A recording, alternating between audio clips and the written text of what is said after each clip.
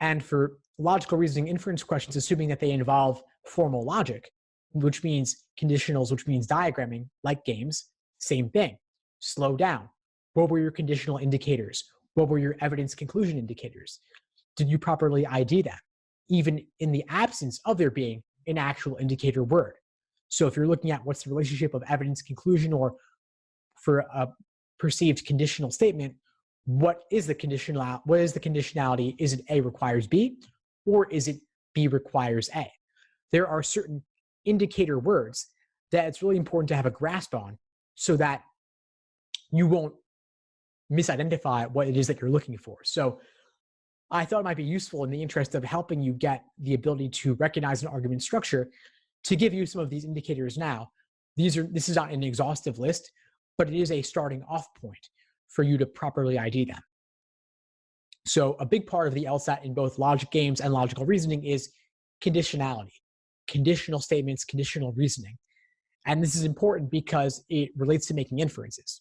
So with conditional statements, you have the sufficient condition and the necessary condition, and they have very different logical relationships. A sufficient condition establishes what is enough to require something else to occur. So if we have the statement A requires B, that means whenever we have A, then we will have B. Or every time we have A, then we have B. Or all A's are also B's. So that might be something like saying, if something is an apple, for example, then it's a fruit. And I'm typing this in the chat here. If something is an apple, then it's a fruit. So all apples are fruit. Or whenever I have an apple, then I also have a fruit. Or whenever I eat apples, then I am eating fruit. So the words when, every, all, any, those are all sufficient condition indicators.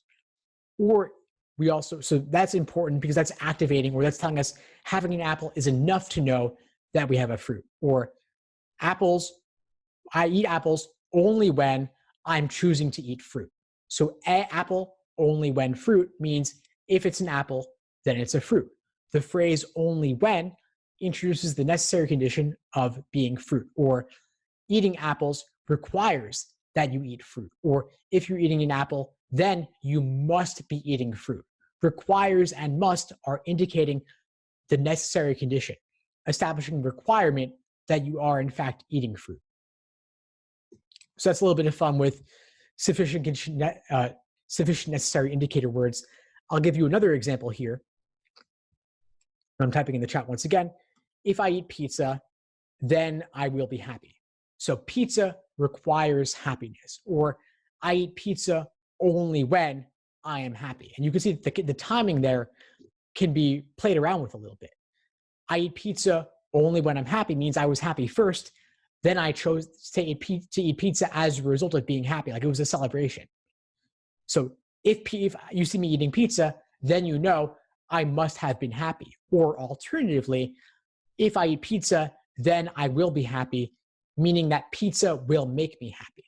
So the timing can be played around with a little bit, but either way, pizza is the sufficient condition and happiness is the necessary condition. So we could say, once again, every time I eat pizza, then I will be happy. It could be eating every pizza makes me happy.